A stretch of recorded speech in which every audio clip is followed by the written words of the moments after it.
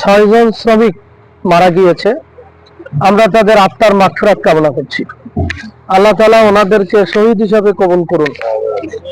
এবং আমাদের আমিরে জামাত বিরোধী দলীয় নেতা ডাক্তার শফিকুর রহমান তিনিও শোক জানিয়েছেন, আজকের পত্রিকায় এসেছে।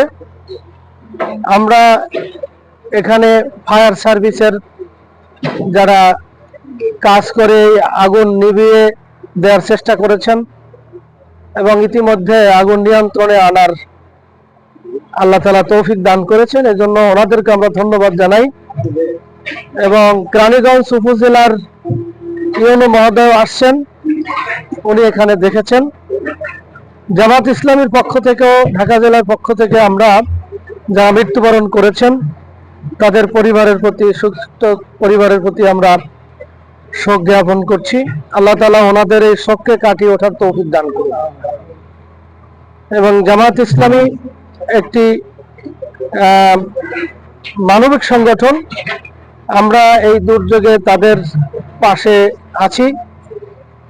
আমরা খোঁজ খবর নিয়ে দেখব যে এখানে যারা ইন্তেকাল করেছেন তাদের জন্য কি করা যায়, সেখানে আমাদের সাধ্যমতো আমরা চেষ্টা করবো ইনশাআল্লাহ। আর যারা এখানে আহত হয়েছেন তাদের দ্রুত আমরা সুস্থতা কামনা করছি, আল্লাহ তাআলা তাদেরকে সুস্থতা দেন।